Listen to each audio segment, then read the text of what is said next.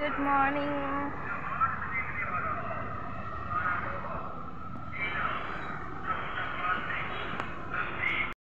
Good morning everyone. आज खूप जास्त वेळ झाला उठायला. माझे छोटे छोटे प्लांट्स मी लावून ठेवलेले प्लांट्स.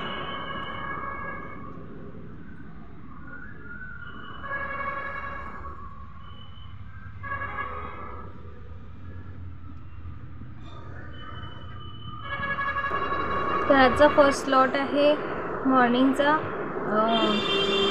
जे PYQ आहे ओल्ड PYQ आता ग्रुप सी आणि ग्रुप ए साठी पण गरजेचं आहे. प्रिलिम्स 2019 आणि 20ची मी PYQ करत होती. झालेले पण रिपीटेडमध्ये जे क्वेश्चन्स करायचे होते ते करत होती त्याच्यामध्ये सध्या.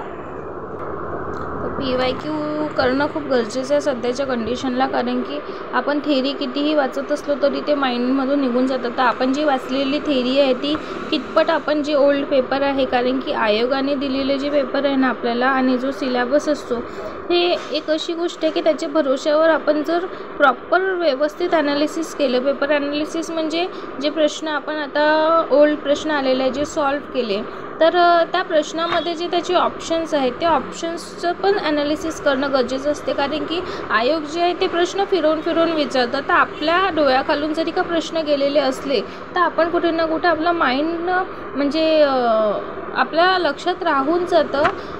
त्याच्यामुळे कसं ते आपण सामोर चालून सॉल्व करू शकतो. जर एकदम जेव्हा आयोगाचा प्रश्न येतो एकदम समोर, तर आपल्या माइंडमध्ये असते की हां आपण कुठे ना कुठे हे वाचलेलं होतं आणि याचे जे ऑप्शन्स आहे आपण ॲनालिसिस केले असल्यामुळे ते आपल्या लक्षात राहते आणि पेपर सॉल्व करण्यामध्ये इझी जाते. जेवढे पण टॉपर्स आहेत ना ते सर्वच सांगतात की तुम्ही जे PYQ आहे ते खूप मस्त आहे आणि सोबत सिलेबस आणि PYQचा जोड असला तर आपण जो टॉपिक वाचलेला आहे त्या बेसिसवर जर आपण त्याचे क्वेश्चन्स कसे येतात ते जर आपण सॉल्व केले, ते जर आपण वाचून राहिलेलं तर आपल्याला ते मॅनेज करता येते. फक्त जर आपण रट्टाफिकेशन किंवा फक्त वाचतच राहिलो तर आपल्याला समोर काय सोडवायचं आहे काय नाही सोडवायचं आहे, कोणता प्रश्न कसा विचारतो आहे हे आपल्या काहीच लक्षात राहत नाही. म्हणून माझा मॅक्झिमम जो फोकस असतो हा PYQवर जास्त असतो. जवळपास 3-4 तास तर मी PYQ करतेच, 3 तास तरी करतेच. एव्हरीवन, तर आपला मॉर्निंगचा स्लॉट झाला आहे माझा PYQचा, म्हणजे 2019 आणि 20चे जे PYQ होते ते मी केले 2 तास.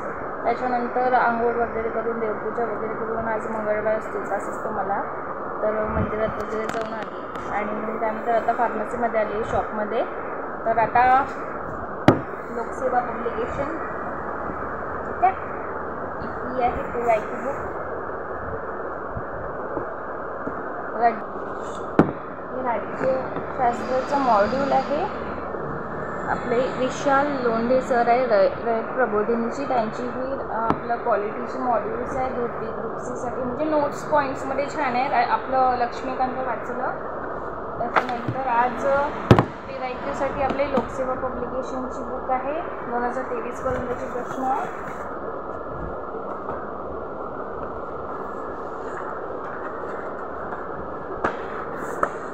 सोबत हिस्ट्री उमेश कुदुरे सरांची हिस्ट्रीची बुक आहे, याची PYQ करणं चालू आहे. तसं मी राज्यसेवाचं आपलं जो ऑप्शनल सब्जेक्ट आहे हा PSIRचा घेतलेला आहे. तर त्यासाठी मला माझ्याकडे पॉलिटीसाठी लक्ष्मीकांत आणि ही मॉड्यूल्स आहे. मॅक्झिमम प्रश्न तर तसेच येणार आहे, लक्ष्मीकांतमधूनच येतात, बट मला त्याचं लिखाण करणं गरजेचं आहे, त्याची लिहिण्याची प्रॅक्टिस करणं गरजेचं आहे. पण आत्ता जस्ट 1 महिन्यावर आपली एक्झाम आहे ग्रुप सीची, म्हणून ग्रुप सीकडे पण थोडं लक्ष देणं चालू आहे माझं. तर आत्ता आपण एक स्लॉट करू.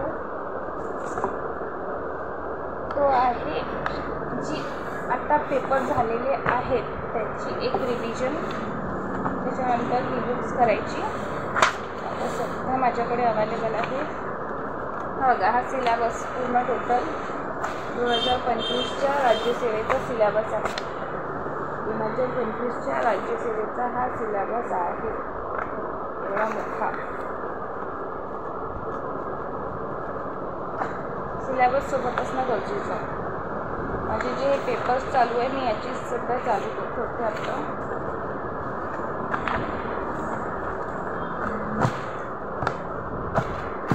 मी एक हफ्त्याचे पेपर घेऊन बसलेली आहे, 7-7 दिवसाचे. 7 दिवसाचे पेपर आहे हे रयत प्रबोधिनीचे 1 रुपयाची बॅचमधले त्याचंच सध्या चालू आहे आणि हे 2024चं प्रिलिमचं आहे. मला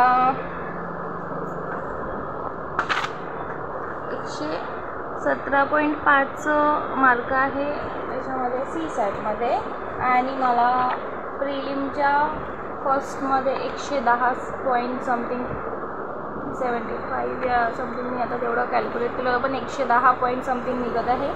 तर माझा कट ऑफ त्याच्यात बसला नाही. जर मी SC महिला आरक्षण घेतलं असतं तर माझी 2024ची प्रिलिम निघली असती, बट मला 110 आहे आणि कट ऑफ लागलेला आहे 108 असं वाटलं होतं. 115 लागलं आहे कट ऑफ, सॉरी 108 बोलली.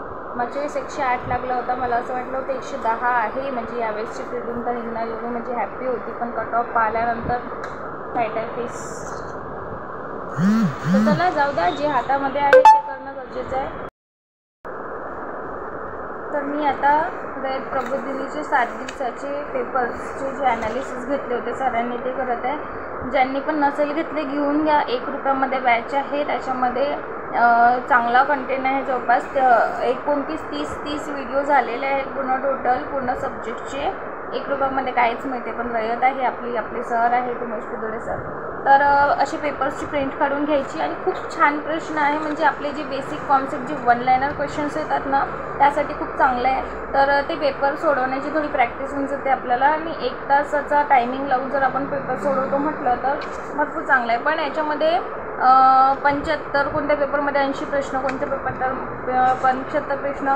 तर म्हणजे टॉपिक वाईज दिलेले आहे, एक टॉपिक वाईज मग त्याचे क्वेश्चन्स दिले. असं ऑल टोटलवाला नाही आहे, पूर्ण एक टॉपिक वाईज आहे. जसं आता बघा हा पेपर आहे, तर आता जसं ही डे 2चा पेपर करत आहे, झालेला आहे ऑलरेडी, पण मी तरी रिव्हिजन म्हणून पुन्हा करत आहे. जसं प्राकृतिक विभाग, महाराष्ट्र आणि प्रादेशिक विभाग, ठीक आहे. त्याच्यानंतर बघा भूगोल, सामान्य विज्ञान, अंकगणित अशी 3 सब्जेक्टचे काही नेमके टॉपिक असतात, त्यावर आपले क्वेश्चन्स आन्सर घेतात. तो आपल्याला आधी सर त्यांनी एक टार्गेट दिलं असते एका दिवसाच्या आधी की हे तुम्ही वाचून या. त्याचं मग नेक्स्ट डेला एक पेपर होतो आणि त्याच्यानंतर मग एक्सप्लेनेशन होते. असं होतं हा लाईव्हमध्ये. बट आता बॅच संपलेली आहे, तर तुम्ही रेकॉर्डेड स्वरूपातली पण बॅच घेऊ शकता, ठीक आहे. चांगला आहे इफेक्ट, म्हणजे इफेक्ट म्हणतो की जे 1 लायनर क्वेश्चन आहे. जसं आता फॉर एक्झाम्पल बघा, कोल्हापूर ते देवरुख या मार्गावर खालीलपैकी कोणता घाट लागतो. आता आपण घाटची ट्रिक तर पाठांतर करतो की जी घाटची ट्रिक आहे ते वगैरे, पण असे प्रश्न पण येतात ग्रुप C मध्ये. कोल्हापूर ते देवरुख या मार्गावर खालीलपैकी कोणता घाट आहे, तर ते घाट त्याचं मग एक्सप्लेनेशन घेतात पूर्ण जे व्हिडिओज येतात. जसं आपण हा पेपर सोडवला, किती मार्क्स येतात किती मार्क्स नाही, इथे चुकलेलं चालते पण प्रॅक्टिस होऊन जाते. सर्वात मेन म्हणजे कसं जे चुकलेले प्रश्न असतात ना ते नेमके लक्षात राहतात. तर जे राईट आलेले प्रश्न आहेत ते लक्षात राहत नाही आपल्याला. म्हणून नक्की तुम्ही एकदा घेऊन घ्या बॅच. 1 रुपयामध्ये आहे आणि त्याची प्रिंटआउट काढून घ्या. त्याच्यानंतर जे रेकॉर्डेड व्हिडिओ आहे ते पेपर सॉल्व करा त्या दिवशीचे आणि तो रेकॉर्डेड व्हिडिओ पहा, तुम्हाला भरपूर हेल्प होईल, ठीक आहे.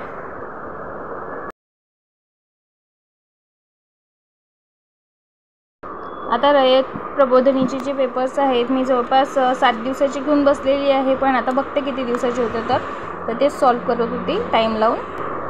पेपर सॉल्व करत असताना म्हणजे असे प्रश्न येतात ना की असं वाटतं की हे कधी वाचलेलंच नाही आहे, पण हे वाचलेलं असते, पण ते असे फिरवून विचारलेले असतात ना प्रश्न की ते पूर्ण माइंडच ओपन करून टाकते की असंही विचारू शकते. म्हणून पेपर ॲनालिसिस करणं आणि पेपर सॉल्व करणं, टेस्ट सिरीज लावणं खूप गरजेचं असते.